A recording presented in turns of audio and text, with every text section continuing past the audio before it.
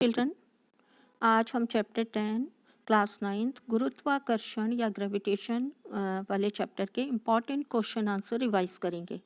Question number 1, पृथ्वी के चारों ओर चंद्रमा की गति किस बल के कारण होती है? बच्चों, जो चंद्रमा पृथ्वी के चक्कर लगाता है वो किस बल के कारण वो गति होती है? पृथ्वी के चारों ओर चंद्रमा की गति अभिकेंद्र बल के कारण होती है। अभिकेंद्र बल कहाँ से आता है? अभिकेंद्र बल पृथ्वी के आकर्षण बल के कारण मिल पाता है। क्वेश्चन नंबर 2, सूर्य के चारों ओर ग्रहों की गति का क्या कारण है? सूर्य के चारों ओर ग्रहों की गति का मुख्य कारण गुरुत्वाकर्षण बल है और गुरुत्वाकर्षण का वह बल जो सूर्य उन पर लगाता है। सूर्य द्वारा लगाए गए गुरुत्वाकर्षण बल के कारण ग्रह सूर्य के चारों ओर चक्कर लगाते हैं। क्वेश्चन नंबर 3, गुरुत्वाकर्षण का सार्वत्रिक नियम लिखो। विश्व का प्रत्येक पिंड प्रत्येक अन्य पिंड को एक बल से आकर्षित करता है जो दोनों पिंडों के द्रव्यमानों के गुणनफल के समानुपाती तथा उनके बीच की दूरी के वर्ग के व्युत्क्रमानुपाती होते हैं। यह बल दोनों पिंडों को मिलाने वाली रेखा की दिशा में लगता है। यहाँ पर आपको दो पिंड दिखाए गए हैं, ए और बी। ये दो पिंड हैं, बॉडी हैं। ये एक दूसरे पर कौन सा बल लगाते हैं? आकर्षण बल लगाते हैं, जो उनके द्रव्यमान के गुणनफल के समानुपाती होता है और उनके बीच की दूरी के वर्ग के व्युत्क्रमानुपाती होता है। तो बच्चों, ये नियम है गुरुत्वाकर्षण का, आपको इसको एज इट इज लर्न करना है, याद करना है। यहाँ पर सूत्र दिया हुआ है गुरुत्वाकर्षण के नियम का, F=gm/m/d²। क्वेश्चन नंबर 4, पृथ्वी तथा उसके पृष्ठ पर रखी किसी वस्तु के बीच लगने वाले गुरुत्वाकर्षण बल का परिमाण ज्ञात करने के लिए सूत्र लिखिए। तो आपसे अगर खाली सूत्र पूछा जाएगा तो आप खाली सूत्र लिखेंगे, फिर आपको नियम लिखने की ज़रूरत नहीं है। F=gm/m। m और m क्या है? m और m पिंडों के द्रव्यमान हैं। g गुरुत्वाकर्षण स्थिरांक है जिसकी वैल्यू कांस्टेंट होती है और d पिंडों के बीच की दूरी है जो d² है अपॉन में। तो आपको ये सूत्र लिखना है। इस प्रकार आप क्या करेंगे? इस तरह क्वेश्चन आंसर करेंगे। नेक्स्ट क्वेश्चन है आपका, गुरुत्वाकर्षण के सार्वत्रिक नियम का क्या महत्व है? इसकी इम्पोर्टेंस क्या है? गुरुत्वाकर्षण का सार्वत्रिक नियम अनेक परिघटनाओं की व्याख्या करता है जो अन्य किसी नियम के द्वारा जिनकी व्याख्या नहीं की जा सकती। हमें पृथ्वी से बांधे रखने वाला बल, हम पृथ्वी पर क्यों रहते हैं, पृथ्वी से चीज़ें दूर क्यों नहीं भागती हैं, तो पृथ्वी से बांधे रखने वाला बल, पृथ्वी के चारों ओर चंद्रमा की गति, सूर्य के चारों ओर ग्रहों की गति, या चंद्रमा और सूर्य के कारण जो ज्वार भाटा आता है समुद्र में, वो सभी किसके कारण होते हैं? उन सभी परिघटनाओं की व्याख्या गुरुत्वाकर्षण के नियम या सार्वत्रिक नियम के द्वारा की जाती है। नेक्स्ट क्वेश्चन है आपका, गुरुत्वीय बल से आप क्या समझते हैं? पृथ्वी वस्तुओं को अपनी ओर आकर्षित करती है। पृथ्वी के इस आकर्षण बल को गुरुत्वीय बल कहते हैं। बच्चों, सभी वस्तुएं जो पृथ्वी के ऊपर हैं, पृथ्वी क्या करती है? उनको एक बल से अपनी ओर आकर्षित करती है, तभी ऊपर फेंकी हुई कोई वस्तु वापस लौटकर पृथ्वी पर आ जाती है। तो इस बल को हम क्या कहते हैं? गुरुत्वीय बल कहते हैं। मुक्त पतन से आप क्या समझते हैं? मुक्त पतन क्या होता है बच्चों? जब वस्तुएं पृथ्वी की ओर केवल गुरुत्वीय बल के कारण गिरती हैं। जो पृथ्वी द्वारा गुरुत्वीय बल वस्तुओं पर लगाया जाता है, अगर केवल वही बल कार्य कर रहा है वस्तुओं पर, तो इसे वस्तुओं का मुक्त पतन कहते हैं। उस पर कोई और बल अगर ना काम कर रहा हो बच्चों, तो सारी वस्तुएं, चाहे वो भारी हो, चाहे वो हल्की हो, चाहे वो खोखली हो, अगर सिर्फ गुरुत्वीय बल के कारण नीचे आ रही हैं तो वो समान दर से या एक साथ नीचे आएंगी। गुरुत्वीय त्वरण किसे कहते हैं? मुक्त रूप से गिरती वस्तुओं में गुरुत्वीय बल के कारण त्वरण लगता है। जब कोई मुक्त रूप से वस्तु गिरती है तो गुरुत्वीय बल के कारण उसमें क्या पैदा होता है? त्वरण पैदा होता है। इसे गुरुत्वीय त्वरण कहते हैं। इसे हम g से निर्दिष्ट करते हैं, स्मॉल g से इसको रिप्रेजेंट करते हैं। क्वेश्चन नंबर 9, जी का मान ध्रुवों पर विषुवत वृत्त की अपेक्षा अधिक क्यों होता है? ध्रुवों पर जी का मान अधिक होता है। पहले बच्चों आपको जी का मान पता होना चाहिए। तो जी का मान कितना होता है? जी का मान होता है 9.8 मीटर पर सेकेंड स्क्वायर। क्योंकि ये त्वरण है या एक्सीलरेशन है, तो इसका मात्रक वही होगा जो त्वरण का होता है, मीटर पर सेकेंड स्क्वायर। तो जी का मान 9.8 मीटर पर सेकंड होता है। अब आपसे क्वेश्चन में पूछा गया है जी का मान ध्रुवों पर, पृथ्वी के ध्रुवों पर विषुवत वृत्त की अपेक्षा अधिक क्यों होता है? तो आपको, ये पृथ्वी है सपोज, तो यहाँ पर ये वाली विषुवत वृत्त है और ये जो है आपके ध्रुव हैं। तो आपसे क्या पूछा गया है? ध्रुवों पर ये मान जी की वैल्यू अधिक क्यों होती है? आंसर, पृथ्वी एक पूर्ण गोला नहीं है। पृथ्वी का आकार बच्चों परवलयाकार होता है, पूर्ण गोला नहीं है। पृथ्वी की त्रिज्या ध्रुवों से विषुवत वृत्त की ओर जाने पर बढ़ती है। ये त्रिज्या यहाँ पर विषुवत वृत्त पर, ये त्रिज्या जो है, ये सेंटर है, ये त्रिज्या बढ़ जाती है, जबकि यहाँ पर जो त्रिज्या है वो कम हो जाती है। तो पृथ्वी की त्रिज्या ध्रुवों से विषुवत वृत्त की ओर जाने पर बढ़ती है, इसलिए जी का मान ध्रुवों पर विषुवत वृत्त की अपेक्षा अधिक होता है। ध्रुवों पर ये मान अधिक होता है। नेक्स्ट क्वेश्चन है, गुरुत्वाकर्षण स्थिरांक का मान लिखिए। गुरुत्वाकर्षण स्थिरांक की अभी आपने परिभाषा पढ़ी थी, अब उसकी वैल्यू बतानी है आपको। तो गुरुत्वाकर्षण स्थिरांक का मान लिखिए। इसका मान होता है बच्चों 6.67 इंटू 10⁻⁻11 न्यूटन मीटर स्क्वायर पर किलोग्राम स्क्वायर। ये जी का मान है। गुरुत्वीय त्वरण का मान लिखिए। गुरुत्वीय त्वरण का क्या मान होता है? 9.8 मीटर पर सेकेंड स्क्वायर, परंतु ये ध्रुवों पर थोड़ा अधिक होता है। इसके बाद हम अगले क्वेश्चन कर लेते हैं। नेक्स्ट क्वेश्चन है आपका, पृथ्वी का द्रव्यमान। बच्चों यहाँ पर एक न्यूमेरिकल दिया है आपको। पृथ्वी का द्रव्यमान 6 इंटू 10⁻24 kg है। चंद्रमा का द्रव्यमान 7.4 इंटू 10⁻22 kg है। यदि चंद्रमा और पृथ्वी के बीच की दूरी 3.84 इंटू 10⁵ किलोमीटर है, तो पृथ्वी द्वारा चंद्रमा पर लगाए गए बल का परिकलन कीजिए। मतलब पृथ्वी चंद्रमा पर कितना बल लगाती है, ये कैलकुलेट करना है। बच्चों ये बहुत आसान न्यूमेरिकल है। कभी भी ये न्यूमेरिकल आपके क्वेश्चन पेपर में आ जाता है, पृथ्वी द्वारा चंद्रमा पर लगाए गए बल का परिकलन कीजिए, तो आपको कुछ नहीं करना है इसमें।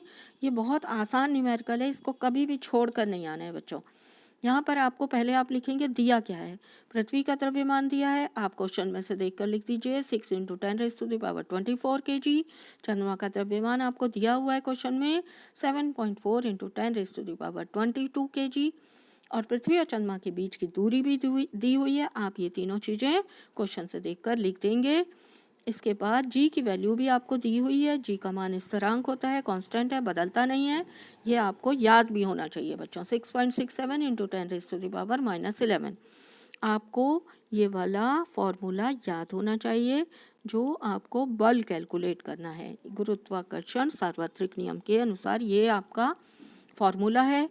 तो इस फॉर्मूले को आपको लिखना है। Formula equal to this G into M upon D square. अब ये सारी वैल्यूज़ आपको दी हुई हैं, 2 m की दी हैं, चंद्रमा और पृथ्वी का द्रव्यमान।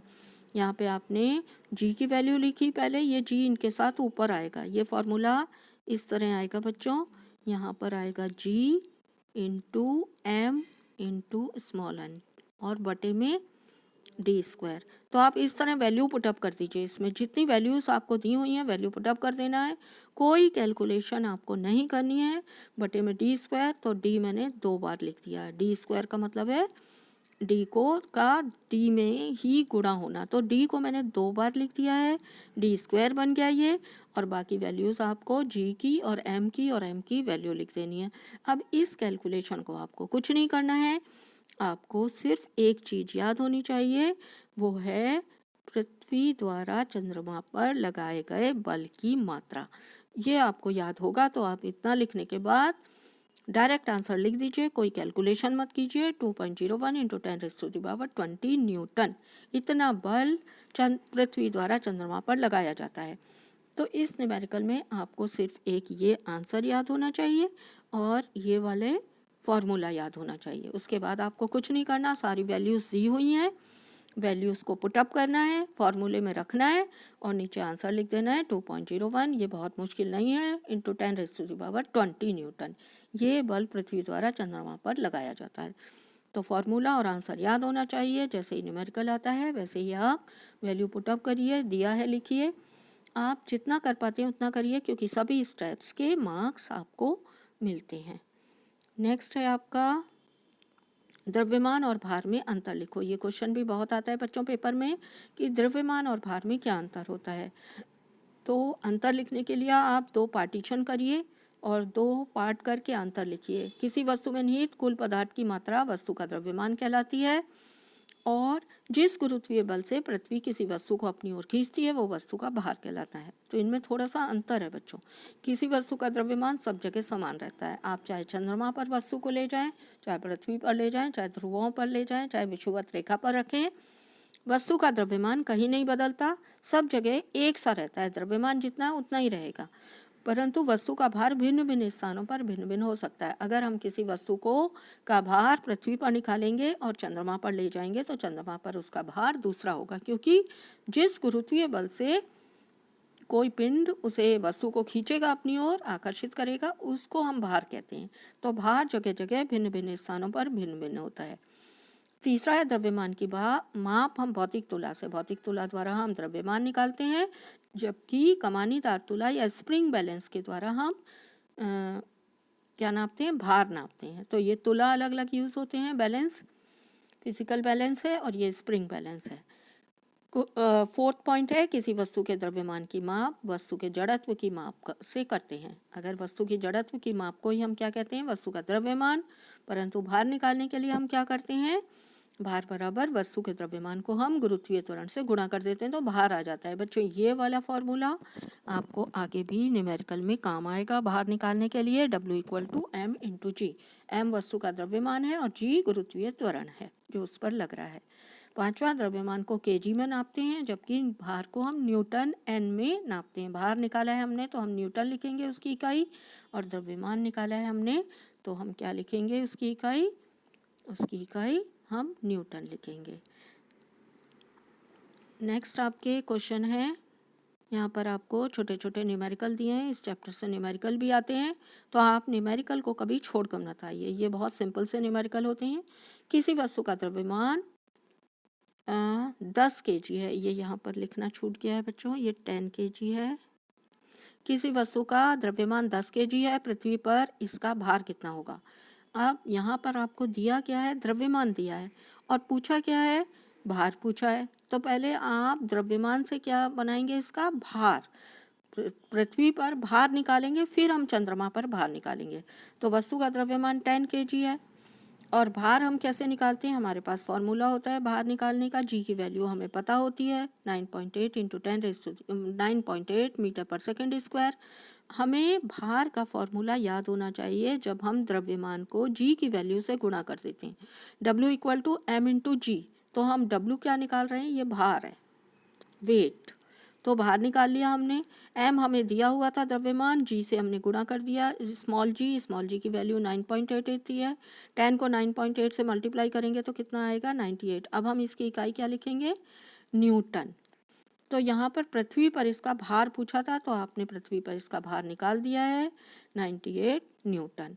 नेक्स्ट क्वेश्चन है आपका, एक वस्तु का भार पृथ्वी पर 10 न्यूटन है। अब आपको क्या दिया हुआ है, भार दिया हुआ है, तो कहाँ पर भार दिया है, भार पृथ्वी पर दिया हुआ है 10 न्यूटन। इसका चंद्रमा पर आपसे भार पूछा है, तो चंद्रमा पर भार निकालने के लिए क्या फॉर्मूला होता है, जो चंद्रमा पर वस्तु का जब भार होता है वो पृथ्वी पर जो वस्तु का भार होता है उसका 1/6 हो जाता है। तो 1/6 मल्टीप्लाइड बाय पृथ्वी पर वस्तु का भार। तो हमने क्या किया, ये फिक्स होता है 1/6, वहाँ पर गुरुत्वीय बल कम होने के कारण चंद्रमा पर भार कम हो जाता है, पृथ्वी के भार का 1/6 रह जाता है। तो हम 1/6 से पृथ्वी पर वस्तु का जितना भार है उसको मल्टीप्लाई करेंगे तो 1/6 मल्टीप्लाइड बाय 10 न्यूटन। तो ये क्या आ जाएगा 10/6। जब 10 को आप 6 से डिवाइड करेंगे तो ये कितना आ जाएगा 1.666 आएगा, जिसको हम क्या लिख देंगे 1.67। और क्योंकि हमने भार निकाला है तो हम इसकी इकाई क्या लिखेंगे न्यूटन। नेक्स्ट क्वेश्चन है आपका, यदि वस्तु का द्रव्यमान पृथ्वी की सतह पर 600 kg है तो चंद्रमा की सतह पर इसका द्रव्यमान और भार क्या होगा। तो हमें चंद्रमा की आपको द्रव्यमान दिया हुआ है, वो भी पृथ्वी पर द्रव्यमान दिया है। तो पहले आपको पता होना चाहिए कि दिया क्या है। तो पहले इसका द्रव्यमान की हम व्याख्या कर लेते हैं, क्योंकि आपको पता है द्रव्यमान कहीं भी नहीं बदलता, द्रव्यमान वस्तु का निश्चित रहता है। अगर 600 kg पृथ्वी पर है तो चंद्रमा पर भी 600 kg होगा। तो पहले हमें द्रव्यमान की व्याख्या कर लेनी चाहिए। वस्तु का चंद्रमा पर द्रव्यमान 600 kg होगा, क्योंकि द्रव्यमान नहीं बदलता किसी भी स्थान पर जाने पर। तो आप किसी भी स्थान पर जाएंगे, किसी वस्तु का द्रव्यमान कभी नहीं बदलता, तो जो पृथ्वी पर है वही चंद्रमा पर होगा। अब आया भार। भार, अगर वस्तु का द्रव्यमान दिया है तो पहले हम उसका भार निकालेंगे पृथ्वी पर ही। तो पृथ्वी पर भार निकालने का क्या फॉर्मूला है बच्चों? पृथ्वी पर भार निकालने का फॉर्मूला है, हम क्या करते हैं W = M × G कर देते हैं। तो G की वैल्यू आपको पता है 9.8 होती है। M आपको द्रव्यमान दिया है तो द्रव्यमान लिखिए, उसको G से मल्टीप्लाई कर दीजिए। जब हम इसको मल्टीप्लाई करते हैं बच्चों तो क्या आ जाता है 5880। इसकी वैल्यू आप मल्टीप्लाई खुद करके देखेंगे। तो जब हम 600 को 9.8 से मल्टीप्लाई करते हैं तो इसकी वैल्यू आ जाती है 5880 न्यूटन। ये आती है। 0.1 के 0 के बाद हमने पॉइंट लगाया है, वो हट जाएगा। 5880 ये आ गया पृथ्वी पर भार है, ये न्यूटन में लिखा है हमने। तो ये क्या है बच्चों? भार है पृथ्वी पर। अब हम क्या निकाल लेंगे? चंद्रमा पे भार। चंद्रमा पे भार कितना रह जाएगा? चंद्रमा पे भार रह जाएगा 1/6। तो हम इसको 1/6 से गुणा कर देंगे। 1/6 गुणा पृथ्वी पर वस्तु का भार, तो 1/6 गुणा 5880। जब हम इसको 5880 को बटे में 6 करेंगे तो कितना आ जाएगा? ये पूरी तरह डिवाइड हो जाता है बच्चों। अगर आप डिवाइड करके देखेंगे 5880 को तो यहाँ पर आएगा 980 न्यूटन। अब हमने भार निकाला है तो इकाई क्या लिखेंगे? हम न्यूटन लिखेंगे। तो वस्तु का चंद्रमा पे भार कितना आ जाएगा? 980 न्यूटन। ये मल्टीप्लिकेशन और डिवीज़न बच्चों आपको खुद करके देख लेने हैं ताकि आपको ठीक से समझ आ जाए। यहाँ पर मैं एक आपको करके दिखा सकती हूँ। आपको जहाँ भी मैंने मल्टीप्लाई किया है और जहाँ भी मैंने डिवाइड किया है वो आपको ज़रूर कर करके देखने हैं। 5880 को आपको किससे डिवाइड करना है? 6 से। तो 6 9 कितना होता है बच्चों?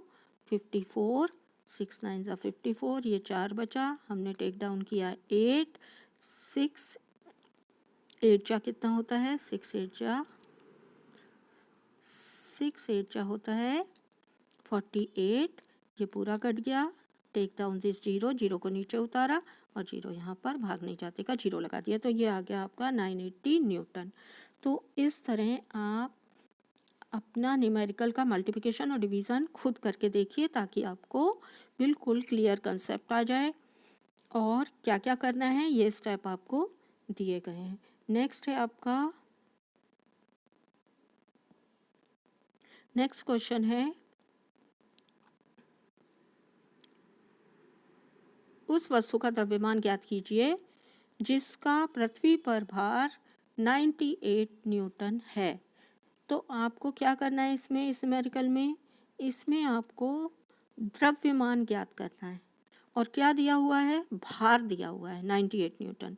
तो हमें फॉर्मूला पता है, यहाँ पर दिया है, आपने लिख दिया पहले कि आपको पृथ्वी पर भार दिया है 98 न्यूटन। आपको से कहा है द्रव्यमान कितना होता है, तो आपको एक ही सूत्र याद रखना है। वो सूत्र आपका क्या है? W = M × G। तो अगर W = M × G होता है तो आप यहाँ से G की वैल्यू निकालते हैं तो M की वैल्यू निकालते हैं तो M की वैल्यू निकालने के लिए हमें G को इधर ले जाना होगा। जब हम G को इधर ले जाएंगे तो M की वैल्यू निकल जाएगी। तो क्या आ जाएगा फॉर्मूला?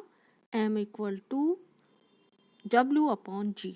तो W आपको दिया हुआ है, G की वैल्यू आपको 9.8 मीटर पर सेकेंड ये पता होती है, स्मॉल g की वैल्यू। तो 98 अपॉन 9.8 कर देंगे। W की वैल्यू आपको दी थी क्वेश्चन में 98 न्यूटन, तो आपने 98 न्यूटन लिख दिया। और G की वैल्यू आपको पता है 9.8, तो जब हम इसको काटेंगे तो क्या हो जाएगा बच्चों, यहाँ पर हम काट के देख लेते हैं। ये 98 है और ये 9.8 है। तो यहाँ से हम पॉइंट, जब नीचे पॉइंट है तो नीचे से पॉइंट हटाएंगे तो ऊपर जीरो लगेगा, ऊपर से पॉइंट हटाएंगे तो नीचे जीरो लगेगा। तो नीचे हमने पॉइंट हटाया और पॉइंट के बाद एक डिजिट है तो एक डिजिट का एक जीरो आएगा। अगर दो डिजिट होते बच्चों तो दो जीरो आते। तो पॉइंट रिमूव कर दिया हमने और पॉइंट के बाद एक डिजिट है तो ऊपर एक वो लगा दिया। अब ये 98 रह गया। क्या रह गया, ये 980 बटे में 98। तो 98 वन जा 98, 1 और 0 का 0, तो ये कितना आ जाएगा 10 kg। अब हम इसकी यूनिट kg लिखेंगे क्योंकि हमने क्या निकाला है, ये m द्रव्यमान निकाला है, तो इसकी यूनिट बदल जाएगी, न्यूटन नहीं आएगी, kg आएगी। नेक्स्ट क्वेश्चन है, यदि दो वस्तुओं के बीच की दूरी को आधा कर दिया जाए तो उनके बीच गुरुत्वाकर्षण बल किस प्रकार बढ़ेगा। आपको पता है दो वस्तुओं के बीच की दूरी के वर्ग के व्युत्क्रमानुपाती होता है गुरुत्वाकर्षण बल। तो वर्ग के व्युत्क्रमानुपाती, तो अगर आधा करेंगे, व्युत्क्रमानुपाती है तो नीचे 4 गुना हो जाएगा। इसका आंसर आप सीधा भी लिख सकते हैं, गुरुत्वाकर्षण बल दो वस्तुओं के बीच की दूरी के वर्ग के व्युत्क्रमानुपाती होता है, अतः वस्तुओं के बीच की दूरी को आधा करने पर गुरुत्वाकर्षण बल 4 गुना हो जाएगा। तो आप सिंपल आंसर याद कर लीजिए और आंसर लिख दीजिए। क्वेश्चन नंबर 18, एक कागज की शीट उसी प्रकार की शीट को मरोड़ कर बनाई गई गेंद से धीमे क्यों गिरती है। अगर बच्चों हम किसी छत पर चढ़ जाएं और एक कागज की शीट लें और उसी कागज जैसी एक और शीट को लेकर गोल मरोड़ कर उसकी एक बॉल बना लें और दोनों को नीचे गिरा दें, बिल्कुल नीचे छोड़ दें, तो आप देखेंगे कि वो शीट धीरे नीचे गिरती है बजाय कि उस मरोड़ी हुई बॉल के अनुसार, बॉल के कंपैरिजन में बॉल पहले नीचे आ जाती है और शीट बाद में नीचे आती है। आपसे इसका कारण पूछा गया है। अगर मुक्त पतन से गिरती हुई वस्तु है, उस पर खाली गुरुत्वीय बल कार्य करेगा और कोई बल कार्य नहीं करेगा, तो शीट को और उस बॉल को दोनों को साथ साथ नीचे आना चाहिए। परंतु जब आप छत से इसको नीचे छोड़ते हैं तो कागज की शीट धीरे नीचे गिरती है बजाय कि मरोड़ी हुई बॉल के। आपको पूछा है ऐसा क्यों। कागज की शीट का क्षेत्रफल अधिक होने के कारण वह अधिक वायु का प्रतिरोध अनुभव करती है। बच्चों, जब कोई भी चीज हम ऊपर से नीचे छोड़ते हैं तो उन पर एक बल कार्य करता है, वो है वायु का प्रतिरोध बल। अगर वायु का प्रतिरोध बल ना हो तो दोनों चीजें या सभी चीजें बराबर नीचे आएंगी, परंतु वायु का प्रतिरोध बल लगने के कारण जिस वस्तु का क्षेत्रफल जितना अधिक है उस पर प्रतिरोध बल उतना अधिक लगेगा। तो कागज की शीट का क्षेत्रफल अधिक होने के कारण वायु का प्रतिरोध अधिक लगता है। वो वायु का प्रतिरोध अधिक अनुभव करने के कारण वो धीमी गति से नीचे गिरती है। तो बच्चों, ये क्वेश्चन दोनों तरह से पूछे जा सकते हैं। अगर कोई प्रतिरोध बल ना हो, इसे एक बंद वेसल के अंदर किया जाए जहाँ पर कोई भी हवा ना हो, निर्वात में किया जाए यही प्रयोग, तो दोनों चीज़ें बराबर आएंगी। मगर हवा की उपस्थिति में किया जाएगा तो हवा का प्रतिरोध बल कार्य करेगा और जिसका क्षेत्रफल अधिक है वो चीज़ धीरे धीरे नीचे आएगी क्योंकि उस पर प्रतिरोध बल अधिक अनुभव होगा या अधिक लगेगा। क्वेश्चन नंबर 19.6 मीटर ऊंची एक मीनार की चोटी से एक पत्थर छोड़ा जाता है। पृथ्वी पर पहुंचने से पहले इसका अंतिम वेग क्या है। ये एक न्यूमेरिकल है बच्चों, इसे भी देखकर आपको घबराना नहीं है बिल्कुल भी। और क्या करना है, यहाँ पर आपको जो दिया है पहले वो लिख लेंगे, क्योंकि एक ऊंची मीनार से की चोटी से एक पत्थर छोड़ा जाता है, तो छोड़ने से पहले उसका वेग कितना होगा बच्चों। जब हाथ में पकड़ा हुआ है छोड़ने से पहले तो वो 0 वेग पर है, तो प्रारंभिक वेग क्या आएगा उसका, u बराबर 0। जी की वैल्यू आपको पता होती है। जब किसी जो जी की वैल्यू है वो 9.8 मीटर पर सेकेंड आप लगाएंगे, इसमें कोई माइनस साइन आपको लगाने की ज़रूरत नहीं है। यहाँ पर कोई माइनस साइन नहीं लगाएंगे आप। जी की वैल्यू 9.8 मीटर पर सेकेंड स्क्वायर लिख देंगे। और एस कितना है, एस यानी विस्थापन होता है। विस्थापन को हम यहाँ पर क्या मान लेंगे, दूरी जो आपको दी हुई है 19.6। तो हम विस्थापन या एस की वैल्यू रख देंगे। फॉर्मूला हम लगाएंगे V square minus E square बराबर 2GS। ए एस होता है, ये फॉर्मूला आपका क्या होता है, गति के 3 समीकरण पढ़े थे आपने। तो ये सूत्र होता है v square minus you square equal to 2AS। A क्या है आपका, त्वरण है, तो यहाँ पर हम गुरुत्वीय त्वरण लगाएंगे। यहाँ पर हम सादा त्वरण नहीं लगाएंगे, गुरुत्वीय त्वरण को हम g, तो हमने लिख दिया 2gs। V square minus you square में हम वैल्यू पुट अप कर देंगे। v की वैल्यू क्या है, एक पत्थर को छोड़ा जाता है तो u की वैल्यू 0 है, तो हमने u की वैल्यू 0 लिख दी, 0 का स्क्वायर। v की वैल्यू हम निकाल लेंगे और यहाँ पर 2, ये माइनस साइन आपको कोई नहीं लगानी है बच्चों यहाँ पर, तो माइनस साइन नहीं लगाएंगे। 2 इंटू 9.8, जी की वैल्यू रख दी आपने, ये वाले जी की वैल्यू, और एस की वैल्यू मल्टीप्लाई 19.6। तो 2 से जब 9.8 को आप मल्टीप्लाई करेंगे तो क्या हो जाएगा, 2 से जब आप 9.8 को मल्टीप्लाई करेंगे ये आ जाएगा 19.6, और एक 19.6 ये रहा। तो 2 से 9.8 को मल्टीप्लाई किया हमने तो ये आ गया 19.6, और एक आपको यहाँ पर दिया है 19.6। तो इसका मतलब है 19.6 का ये क्या हो गया है, स्क्वायर। 19.6 में 19.6 का ही मल्टीप्लिकेशन है, तो ये स्क्वायर हो गया। तो v स्क्वायर बराबर क्या आ जाएगा, 19.6 का स्क्वायर, तो v बराबर क्या आ जाएगा, इसका स्क्वायर भी हटेगा, इसका भी हटेगा, तो 19.6 मीटर पर सेकेंड आ जाएगा। इसमें आपको कोई माइनस साइन नहीं लगाना है। जब कोई वस्तु जहाँ पर आपने वस्तु को ऊपर की ओर फेंका होता है तब हम जी की वैल्यू माइनस लेते हैं, मगर यहाँ ऊपर से नीचे गिर रही है तो आपको जी की वैल्यू माइनस लेने की ज़रूरत नहीं है। अगर आप अपने आप करेंगे ये न्यूमेरिकल आपको आ जाएगा। नेक्स्ट क्वेश्चन है आपको, कोई पत्थर ऊर्ध्वाधर दिशा में, ये ऊपर अपवर्ड डायरेक्शन में फेंका जा रहा है, कोई पत्थर ऊर्ध्वाधर दिशा में ऊपर की ओर 40 मीटर पर सेकंड के प्रारंभिक वेग से फेंका गया है।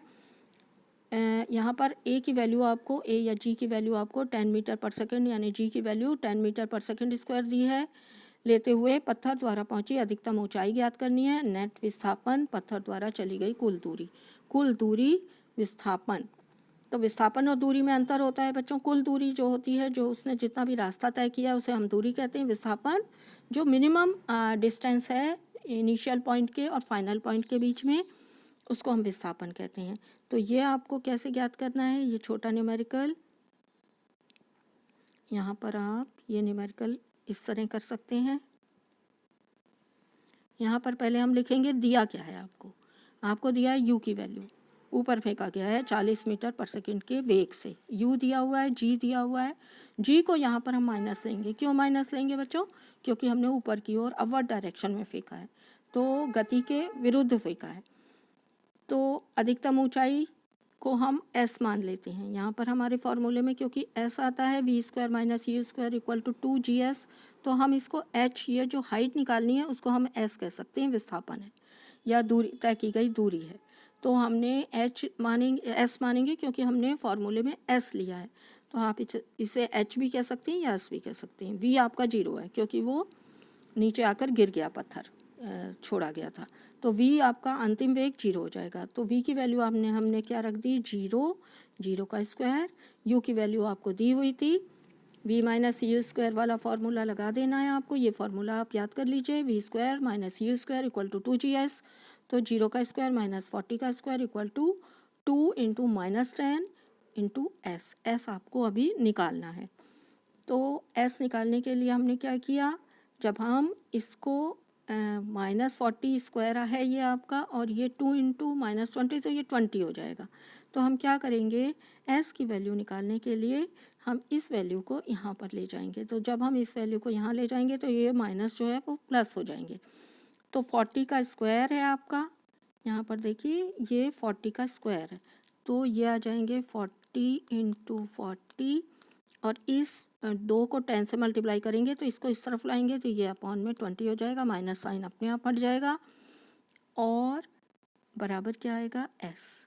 तो जब हम इसको कैलकुलेट करेंगे तो 40 इंटू 40 को आप कर देंगे 4 चौक 16, 160, 20 अपॉन में 20। जब इसको काटेंगे आप तो ये आ जाएगा आपका, तो ये कितना आ जाएगा कट के 80।